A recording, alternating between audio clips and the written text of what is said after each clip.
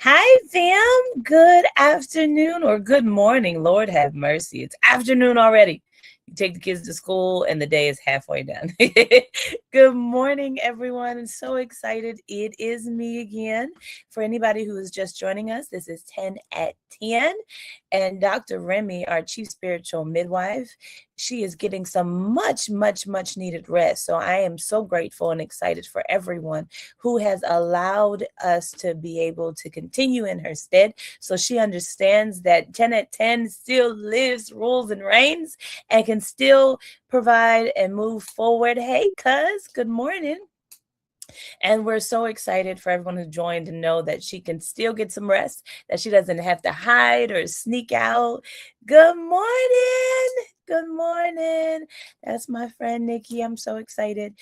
We are so excited for everyone coming on. Come on, share. The last 2 days have been amazing. I got the opportunity to be able to get on this line with my husband.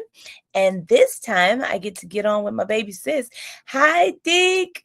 You know, I got to say Deacon Yvonne so I don't, just like, hey, Mom. Hi, Deke. You know I miss you and your baby around here literally like he knew it was 10 o'clock. I don't know where he went. He was MIA. And then as soon as it turned 10 o'clock, he appeared in the office like he was about to come on live. I'm like, sir, no, I need you to go back to where you were. So I am so excited for everyone. I see you're hopping on and I am so very grateful.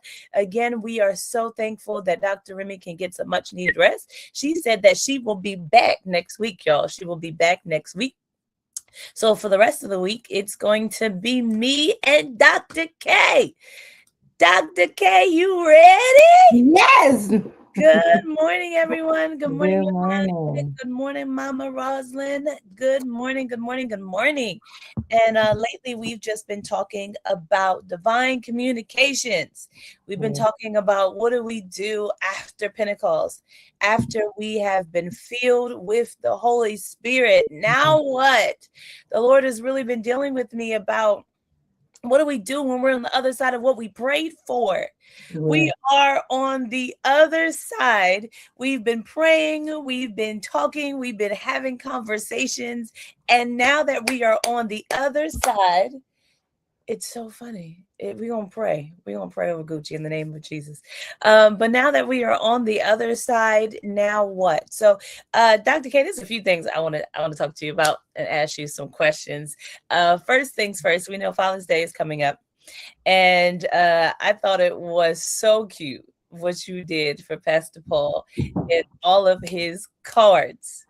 And the reason why I bring it up in this moment, good morning, Pastor Azalina.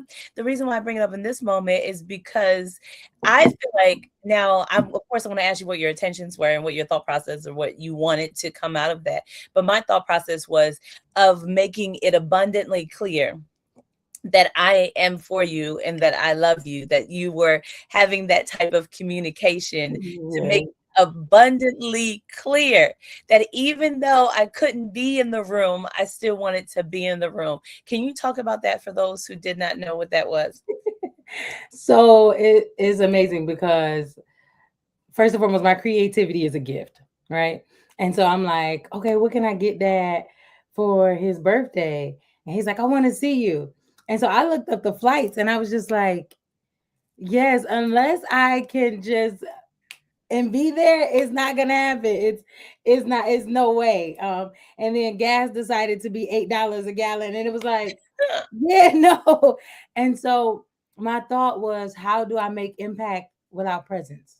That's good. How do I be impactful without being in the room? How do I be in the room without being in the room? And it popped in my head like, oh, 65 cards. And I'm like, first it's like 65 gifts. And I'm like, yeah, might as well do the flight. And so it's like 65 cards. And so it didn't become spiritual until I started signing the cards.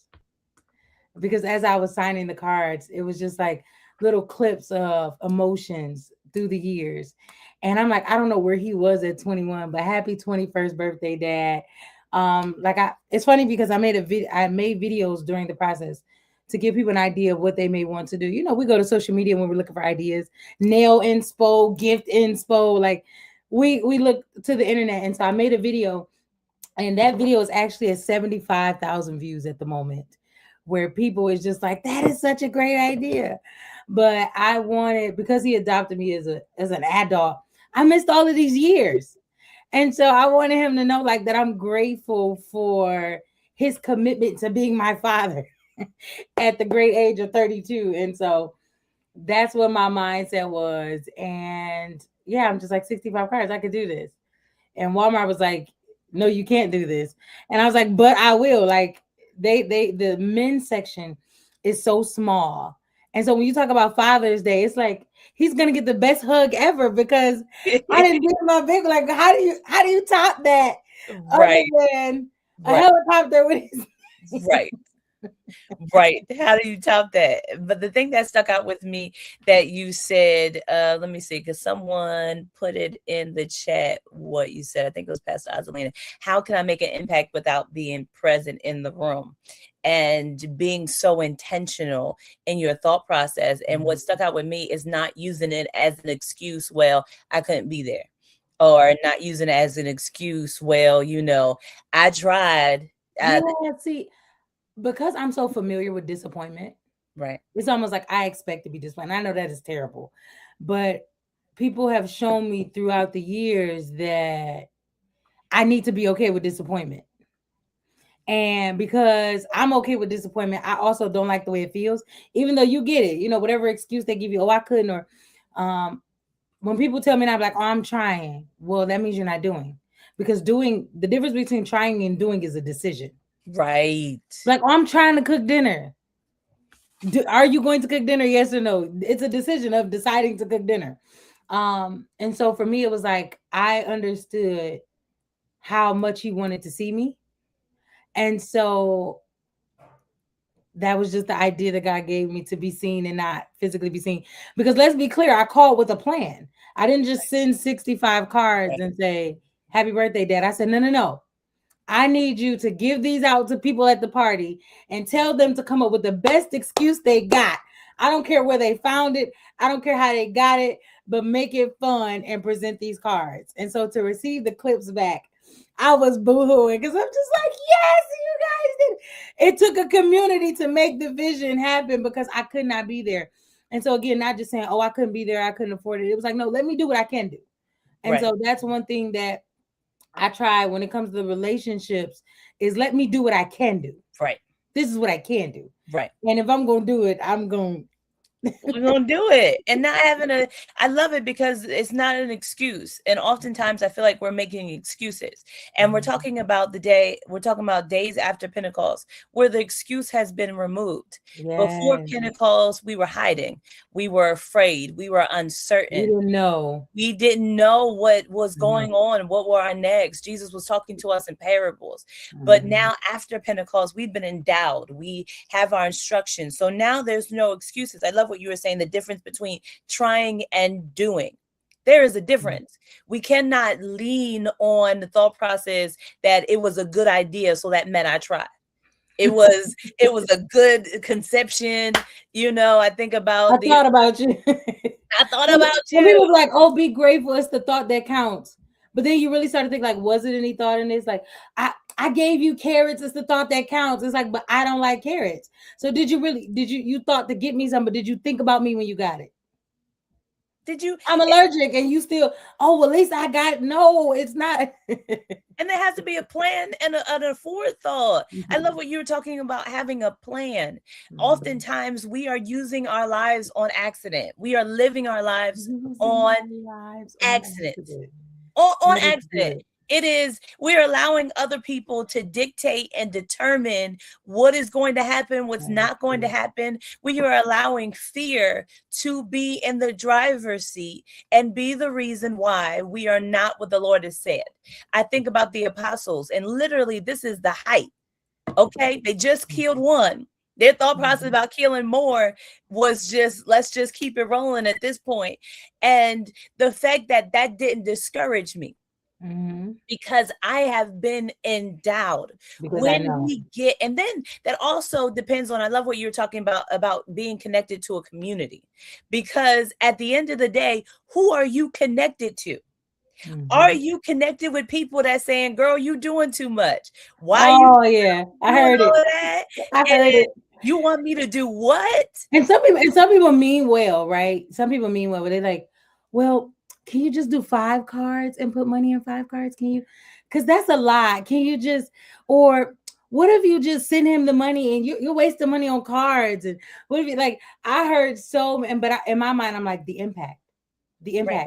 Because here we are. I'm to a place where I know my dad loves me. Right. I know that I'm his child. I don't like I was telling y'all, I'm like, I don't see myself as adopted. Maybe that's a problem. I'm like, I'd say adopted when I'm explaining it to somebody that knows my mother and father. Right. But I don't see, no, I live it. That's my dad, that's my sister, that's my brother, that's my, Yeah. and so I'm like, I know my dad loves me. And so for me, it was the impact of him feeling the love that he gives out. Right. Him Right. feeling that. And so yeah, no, community mattered, because y'all could have been like, I'm not doing this, this is dumb, and the cards would have just sat. Right. Or it. And so I am grateful for the community. I'm grateful for the creativity. Like Right. it took a lot. And so when you say afterwards, does your language change afterward? Right. Like now you know what you know. Right. Does your language change? Does how you encounter people? Does, okay, like you're married now, what is the language now? Does it change now Right. that you know that's your husband? Ain't no backing out now, baby. We in Speaking there. of, you talked him right up. Hi, husband. Oh, hey, Pastor Richie. And so what does Yeah. the No, language look like from dating to engage to marriage? What does that look like? Is there a shift in how we communicate? it it's so funny because I was just talking to him yesterday, and I was Pastor Osalina, you would love it, because I was talking about you, and they've been married for about to be 19 years, and I'm like, that's craziness. Y'all about to be a full grown adult. They can take y'all relationship out the war if they want to, because y'all are the full maturity. And I was saying Enrich them. I was saying how when I watch them engage with each other, it doesn't look like 19 years. It doesn't look like, because sometimes you look at relationships, man, that look like y'all been together for a while, make jokes about They're y'all just stressed and blessed. old married couple. It's like sometimes that joke about being an old married couple is not necessarily a positive compliment. And I was talking to him about how it's been 10 years. It'll be 10 years we've been together in a whole next year. And I'm like, it doesn't feel like it. It doesn't feel like it. And I love it because I was talking to him about, now we're trying to bridge the gap and doing all that type of stuff. And I'm like, what does that look like? My prayer is that we won't ever get to a place, 20, 30, 40 years where it looks like on us 20, 30 years. And he always talked about, it's about your communication. If you want it to look that way, then it will. But if you are committed that it's not going to look like that, that I am determined that it will be healthy, it will be peaceful, it will be a place of joy. If we are committed in those communication, like you said earlier, it's a plan. We are not trying, we are not acting. We have planned together that this is what we want it to look like, and these are the steps that we want to do to ensure it looks like. I love what we were talking about yesterday in terms of 48 years. I love it. I'm not old enough. I'm not old enough to know what that is. I was messing with Dr. Val. Congratulations, 48 years. Pastor Richie said he loves your pink room. Listen, I love this. You already know this is me.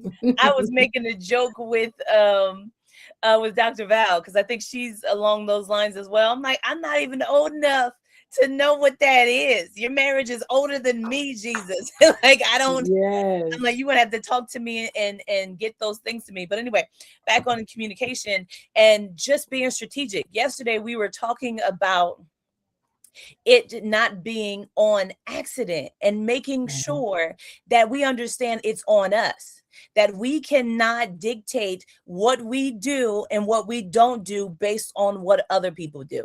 Dr. K, I would really love for you to talk about, I got another 48 years in here. All right, let's just put it in the chat for all of our married couples. Congratulations. Put y'all years in there because I need to know. And I think it blesses me because we always talk about this. Side note, this ain't got nothing to do with what we're supposed to be talking about. But on a side note, I feel like we are always talking about the 50 percentage or whatever marriage end in divorce. But how often do we celebrate the ones that is holding on strong? So just a shout out to all of those who are holding on strong to let us know. I was talking to Pastor Richie about that yesterday because we were watching Eat, Pray, Love. Yes, he was watching Eat, Pray, Love with me. He's great. But anyway, we were watching that, and there she saw something.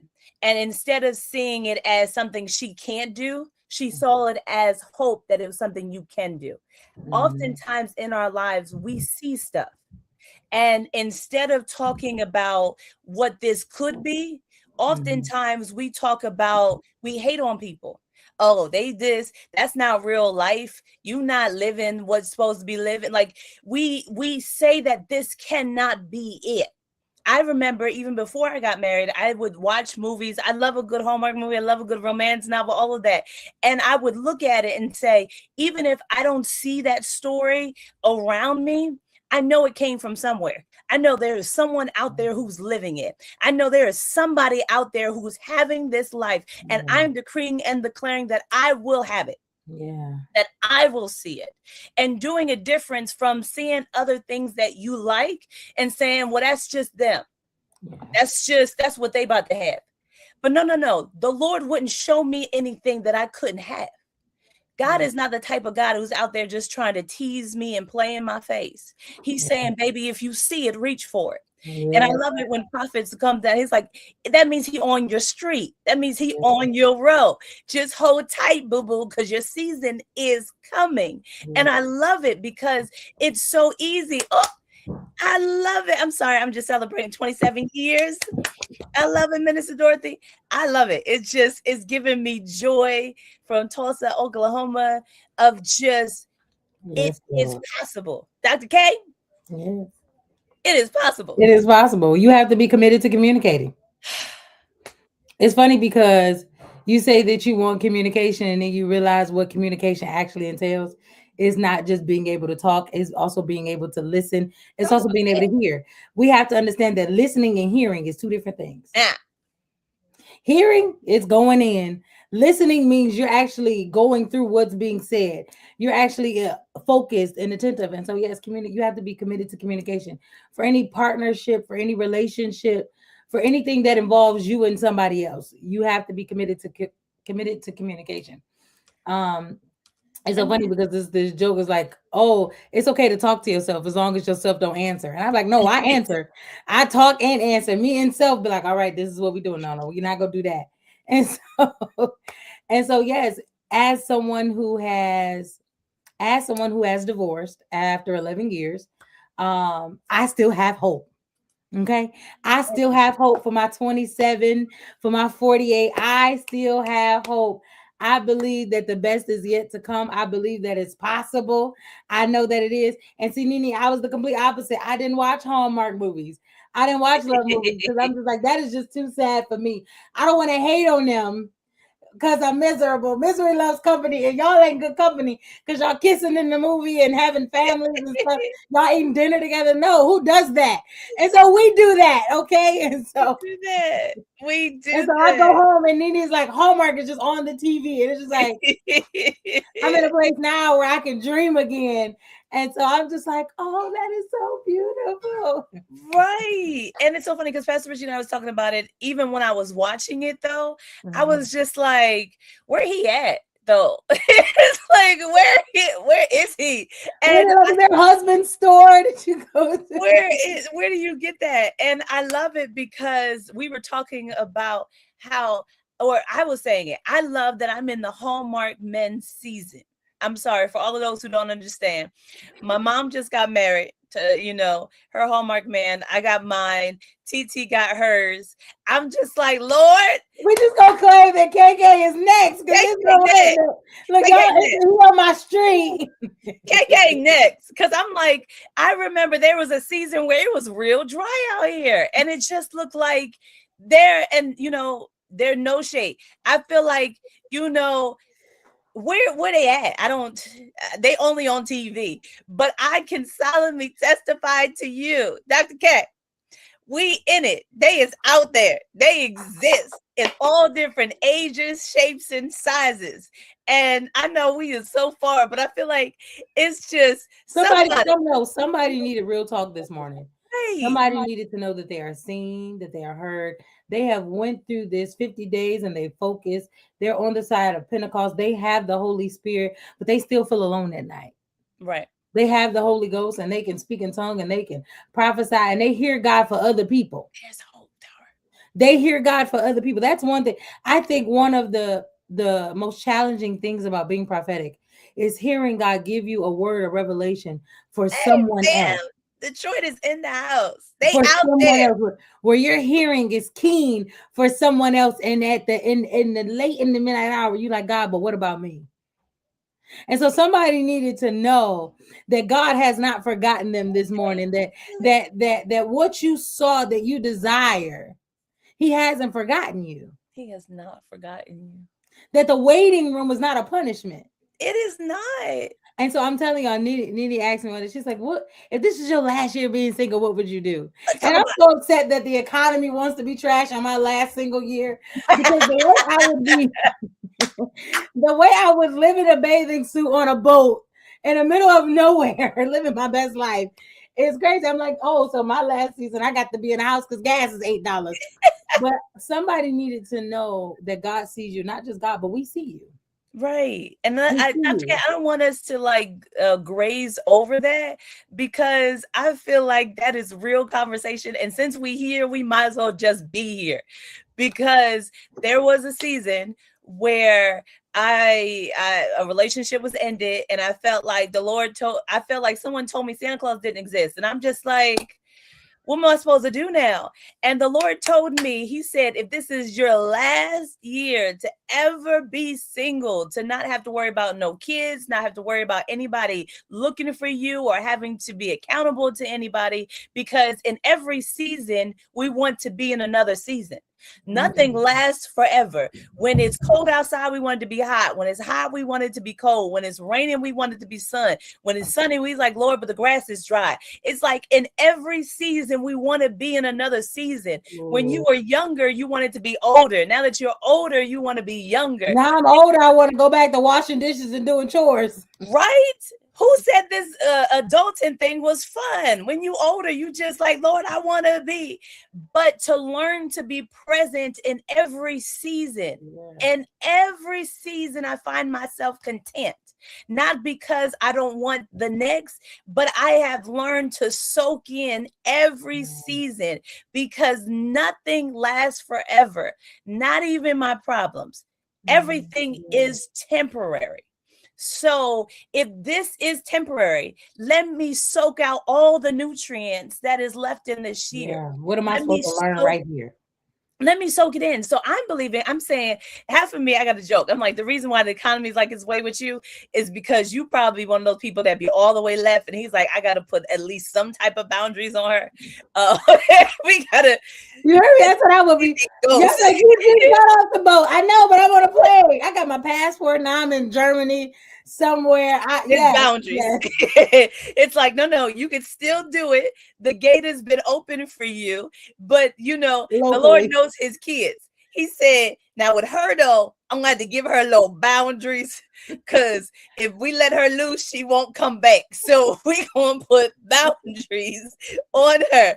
But just to say, be content and soak up, not complacent. Yeah. But content. Dr. K, can you help us? What is the difference between being complacent and content? Complacent is running in place, right? It's an illusion. It's an illusion that I'm going somewhere, but you're really going nowhere. it is a moment, and one, it is tiring. Right. But being content is okay. This is my reality. Let me work with what I got. Right. Let me work what's in the room. Let me Right. work with what's in the room. Okay, if this is a season of friends and family, let it be friends and family. Because Right. when you get married, baby, friends and family get in the third row of the vehicle. We forget they there when we get out. I'm just saying. Right. Listen, what I think it took me 2 days to see my sister when I was at home. I didn't see her for 48 hours because you know what? I understood that my brother was home. And so I said, let her mind her merry business. Oh, but when I saw her, hey, beautiful. and so content is being okay with what you have. It's using what's in the room. It's I only got a little bread, flour, and oil. Let me make something to eat. What you got in your Complacent house? is I don't have anything, that can't get nothing, won't have nothing. Complacent is really, it's really the confines in our mind. Right. Complacent Right. is you're stuck. Right. It's one thing, to be by yourself and not be lonely. You can be alone and not be lonely. Right. You can be alone and still be okay. Right. And so, yeah, no, I may be by myself, but I'm content because guess what? One day there is going to be a noise that I can't shut up, and it's going to be called a child. There is going to be a mess that I didn't make that I'm going to have to clean up there. And so, there's moments where the enemy will come to me and start talking against what I have, and then I'm like, wait a minute, there is a peace.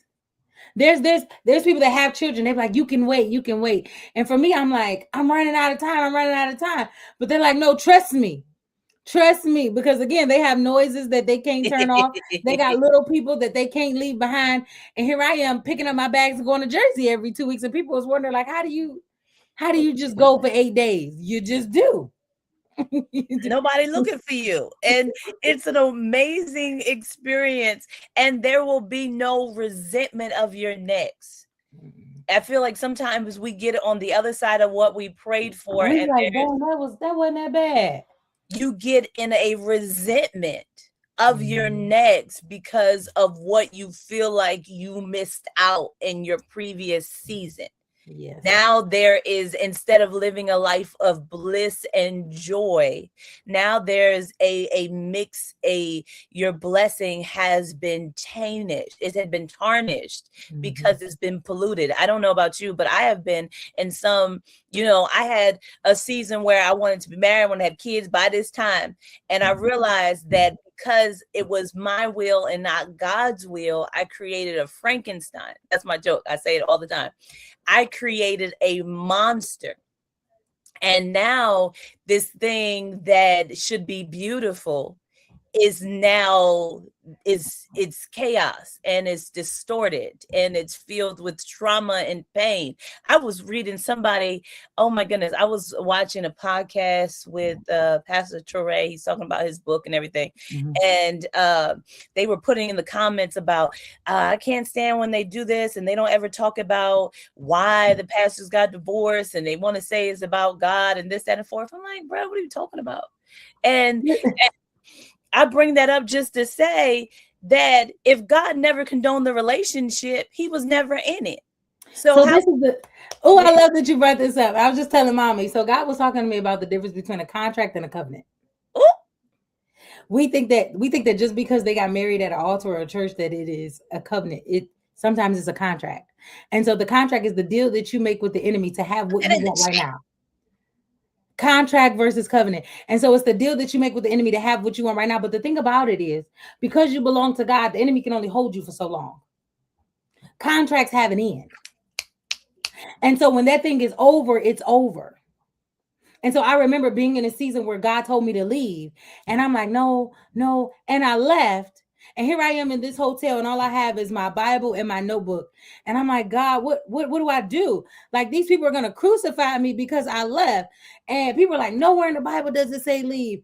God hates divorce. And they're throwing scripture at me, and it's hitting me because I love God. It's almost taking me out.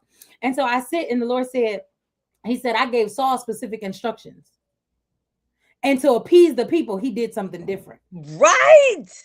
He said, I told Moses, imagine if, not Moses, Samuel. Abraham. Okay. Imagine if Abraham wouldn't told everybody the instruction to take out Isaac. They would have thought he was crazy. And so you just gonna have to do what I said do. And so I'm like, but Lord, you didn't make Abraham go through with it. You didn't make him go through with it. He said, but I required the blood from Saul. And so sometimes we judge based off of our own convictions or our own encounters, our own experiences. But then when somebody perishes in a land that they was never supposed to be in, we just hope that they went to heaven. And we just hope because they stayed based off of the faces of men, they stayed based off of the opinions. But understanding, until you understand the difference between a contract and a covenant, it's going to continue to be different. And so in some seasons, I was talking to him because I'm like, it's a lot of divorces happening this year. It is. He said, because the contracts are ending and I'm calling my people into covenant. And so they got to come out of the contracts that they made to enter into the covenants that God has called them to, because purpose now has to be fulfilled. Teach this. Listen, teach it. Because we in our homework season. Go ahead. The Bible said to have an answer for them. And so I have to have an answer because you divorced twice. I said, it would have been 3 times. We filed 3 times. But that second time I told God, I'm like, I can't do it because of the people. He said, okay, I got you. And so when he walked away and said that my Christian life was too much for him and he didn't want to be a Christian, God said, let the unbelieving spouse leave. He said, you can have 5 husbands. Number 6 can be the wrong one. Okay. And can. And so it definitely brought me to the woman at the well, because he didn't say you had 5 men, you had 5 boyfriends. He said 5 husbands. And the one you with now. That's another contract, meaning that thing has to end. Because now that you know me, it's time that you walk with me, and there's a man in me for you. Listen, all right, I'm sorry. You can keep going all day. I'm in the amen corner. The mine is the women I'm the woman on the wall. I'm Rahab. Rahab, she was the harlot, she was the prostitute, but she dwelled on the wall though. She was a watchman. And so for me, when it comes to this subject of marriage and divorce, I'm very passionate because I believe the Lord allowed me to walk through that, because there's some people that's dying at the hands of religiosity. There's some people that's dying where they are being mistreated. They're being mishandled. They are dying in a contract. Ladies, when they don't know that God is a redeemer. They don't know that he'll cause life to those dry bones, or what you felt was not it, that you'll begin to hope again. Yes, he will. You'll begin to dream again. Yes. I'm over here. I got a Nakia Lawson yes in my spirit. I just hear it. Yes. Because it's so true. And it's working smarter, not harder, and being okay and God is a redeemer, not just of things, people. He is a redeemer of the time. He is a redeemer. Whenever I think about even the whole children conversation, it is Sarah laughed. Isaac got his name because Sarah said, what? You's joking. Okay. It's like, I'm not laughing, Jesus, I believe. But you wild for this, Lord. You's wild. And that gives me great joy, because my timeline is not God's timeline. And at the end of the day, I don't want to have to explain Ishmael away. I don't want to have to explain it away, because something that I learned is I don't want to, because I feel like oftentimes we as women, we pray for the child first, but not the man. But we don't understand that what the man that helped produce the child will remain in the child. So you can have the child, but the seed bearer will still remain. And if the seed bearer was not of God, if that was not a covenant, but a contract, then you will always have to deal with the seed bearer in that child. So I'm like, Lord, I don't want to have to explain Ishmael away, that I love Ishmael. I don't want to have to be like Abraham, but I love Ishmael, but he is not a part of the covenant. That he is not a part of what I called for. I love what was produced out of this contract, but there is still traces that I'm going to have to deal with long term. that we can't be so committed to the outcome that we are going to get there by any means necessary. That any means necessary, I just want to get there, because it's going to be laced with those any means. It's going to be wrapped up in those any means. Ouch. That it's going to come out with different, and it may not even be physical disformities or anything like that. But I remember there would be jokes where you look like them, you sound like them. The things that they had to be delivered from is now traces in something that was wrapped up, came through you. That there are two different things that you are dealing with. So at the end of the day, we can't be at any means necessary that I just want to get here, just to get here. But what happens when you get there? How many times have we done things where I had to do it all over again? Because the Lord said I didn't do it right. So all that time, Dr. Remy says it all the time, add 10 years to your life, to your birthday right now. Can you afford to go through that cycle again? It's going to take 10 whole years to redo that.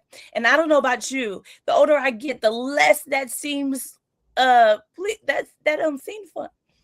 The less that seems, I don't want to redo this. I want to do it right the first time. And in order to do it right the first time is we can't allow people to lock us up. Yeah. We can't allow people, places, and things. And the people, places, and things includes us. It's like, Lord, if you showed me that it was wrong, allow me to let it go quickly. Sometimes I feel like what happened to me happened on purpose so that when I see it again, the Lord said, you want to do that again? I'm like, nope. It's like a hot potato. I'm all right. It's like, Jesus, woo, no, I'm okay. Yeah. So we don't have to be in every season forever. Yeah. Every season has a date. But some seasons are longer because we don't want to let it go. Yeah. What I've learned, even when I talk to different family and friends, what I've learned is that you can't make anybody do anything. You can't. I'm not going to let it go until I'm tired. I didn't let it go until I was tired. So they're not going to let it go until they're tired. But I'm not going to stop talking. I'm not going to allow, what I love about the Chief Apostle and Dr. Remy is they say, keep the light on. I'm going to still have conversations. I love it where Chief Apostle talks about the prodigal son and talk about the father. He never chased him into the far country. He never went to follow him. He was there where he could find him. Mm-hmm. So when he came back to his right mind, he had somewhere to go. Sometimes we are not in the place we're supposed to be because we're so wrapped up in either chasing the prodigal son or running away from the prodigal son that we are not responsible for where we're supposed to be. Yeah. Are you where you're supposed to be? Are you doing what you're supposed to do? I am praying, I am talking to you, but I'm still doing what the Lord called for me to do. We're not held responsible for what other people do, but we're held responsible. Where are you, Adam? We are held responsible. He didn't say, where are you, Eve? He said, where are you, Adam? Are you where you're supposed to be? Are you doing what you're supposed to do? I'm going to say this and I'm going to let it go. And Jesus, it's 10:40 already. How we get here? I'm like, it was so good. Like, Lord, how we get here? But I don't want, I make this joke all the time, having siblings, what I learned from my parents is just that it's not about what they did. I'm going to deal with them. It's about what did you do what I told you to do? And I don't want to get to heaven and tell God, he's like, you were supposed to do X, Y, and Z. Well, Lord, I didn't do it because of so and so. Like, depart from me. I don't know you. But Lord, iniquity. We cannot use other people for reasons why we don't send the text, the reason why we don't have the conversation, the reason why we don't show up in the room. In this season after Pentecost, we need to have a communication and not be afraid of the room, not be afraid of the ask, not be afraid to show up. Before Pentecost, we were hiding because we didn't know our identity. We didn't know our power. But now we are empowered. I would love to talk to you, Dr. K, as we get ready to close. about your singles date nights. I know you're going to fix me and correct me, but I think it's so wonderful because it is that conversation about what do I do in this season Mhm. and not being afraid of the rooms. So it's actually solo group date. It's not exclusive to singles. You can be single, married, Oh, so I divorced, can come. looking, not looking, under a rock. But what it is, it's a bunch of people that are coming together as strangers and they're enjoying a meal. And so we actually have one tomorrow. And so you get a full course meal, and of course, I'm gonna be the hostess with the mostest. I got games, I got prizes, and so because it's my birthday weekend, I did prizes of things I love. So like weighted blanket, Michael Kors purse, like I got all of the stuff that I love, and then I'm gonna give it to the people. And so yeah, we're coming together and we're eating. And what I learned last time, which our last one was in February, I think the oldest guest was 54 or 58, and it blew my mind because she saw me on social media, was like, I want to eat with that lady right there. And so just different people coming from different walks, different avenues, different statuses, different mind frames, and we're all coming together to have fun. And so then they get to meet me, because a lot of people think that, oh, that's the girl from TikTok, and then they see me and they're like, she just as goofy as the rest of us. I know her. And so it's exciting. But yes, we have solo group date. Thank you. Listen, I've celebrated all month, and I have enjoyed. This year is different. It's different, and so I'm excited to see what my birthday unfolds.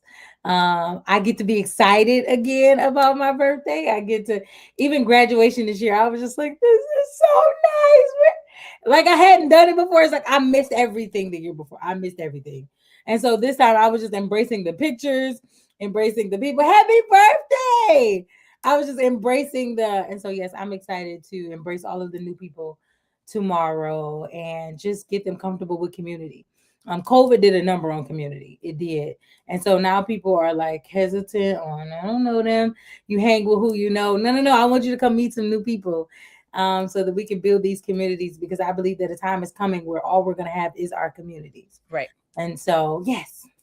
Right. I love whenever you talk about it because it's the thinking outside the box and not being afraid of creating the room. I remember when we first started talking, you were like, "How do I do an event? I don't know." And in my mind, I'm like, "What? What?" Listen, and I'm still like that, right? I'm still like that. The restaurant requires a minimum of 20 people. I woke up this morning and I had 12. And so I'm like, I'm gonna have to pay for 8 seats. I'm like, see, this is why. And I'm like, no, it is what it is. I came, I saw, I conquered. All is well. It is well. I'm good. This will go on. We will enjoy it, because oftentimes we feel like because it was not super successful, it wasn't God. Right. But then we forget the scripture that says those that are faithful over a little. And so can you be okay with executing the vision and no one showing up? Right. Having the service and you preaching to 2 and 3. Right. Can you be okay? Can it still be a great, or are you gonna start taking away the good stuff because it ain't enough people for you? And are you gonna be dry? No, I'm gonna make the best with the 12. Right. Let's just, me and this 12 gonna have the whole entire restaurant Right. to Right. ourselves. That just means that it needs to be intimate. And so I thank Right. God for who all shows up. And Right. so yeah, I want you to be encouraged that even if it's not big, still go forth. Right. And it just reminds me of we're in Pentecost season and it was supposed to be 500 and it ended up being 120. And understanding that we cannot fight what the Lord is doing. I think about, I believe it's Gideon. You know, you think that you need all of these people and God narrows it down to 300. It's like, how, Lord, I'm thinking it should be this. And you're saying you don't need all of that. And this will actually hinder what I'm trying to do, and understanding that God can do more with less. Yeah. And being grateful as we get ready to close. I am just so grateful for what the Lord is doing in this season. We're asking if everyone can sow. It is customary for us to sow a seed at the end. And we want Dr. Remy to understand that she can go on vacation and still be covered, and that her word is still covering. And we're asking for us to at least give 25. And the 25 is the first thing that popped in my head. Of course, you can give whatever, cover whatever. But my thought process is just understanding that it is the remnant. It is the remnant. And not be afraid of the room, and not being afraid to show up, and not being afraid of communicating. What the Lord has been dealing with me is that we are looking for a hero in this season, and we are the hero. Yeah. We are looking for someone. Thank you. We are looking for someone to show up. Yeah. And the Lord is saying for us to show up. The difference in Pentecost is now everything was about and on for Jesus to do. But after Pentecost, he has more hands. He has more feet. He has more arms. Now we can cast out demons. Now we can help. Now we need to have a nature of Christ. Now we need to go into the rooms with the expectations. I love Dr. Remy says it all the time, is that if I'm here, then there's an expected here. I'm not here for no reason. I'm always on duty. It's like anybody who know, like, let's say you have a doctor in the family or a nurse in the family, you always on duty. I know whenever I'm out with Brittany from Isaac's birthday, my bestie who was pregnant at the time, we were outside. It was like almost 100 degrees outside. Why we think that was a good idea? But it was September. Like, who would thought? And she was dehydrated and feeling faint, and Britt was there. It's like, Britt, my first thought was not to find out where their health department is. Like, no, we got internal nurse. We got help right here. Who was always on duty. So as the man and woman of God, you are always on duty. When they ask you for prayer, that's not one of those when you get home, we send them an emoji. No. I love it. Dr. Remy says, pray right now. I love it where it says, if you're in the room and they think you are, and they know that you are the man or woman of God, don't take it down or feel like, no, I'm not that today, y'all. Do whatever you want. No, be her. Be her. Be him. And I love it because Jesus was able to still be him, but in environments that they weren't used to, men and women of faith. So do you know how to be her and be him in a room that they're not expecting you? And be confident. We were talking about it the other day as we get ready to close. EMTs, you on duty. You here for the emergencies. And in the season that we are in, there's emergency everywhere. Everyone is feeling angry. Everyone is tired. You're available. You're dealing with your own tired. You're dealing with your own anger. So make sure you take care of your mental health, your physical health, because this season we going to work. Thank you so much, Dr. K. Happy birthday. We're just going to keep saying happy birthday. Happy birthday, Mama Rosalind. I think you said your birthday's tomorrow. So we'll see you if you come on with us. But Dr. K, I'm so excited. We'll see you again tomorrow. We're going to close out for your birthday week.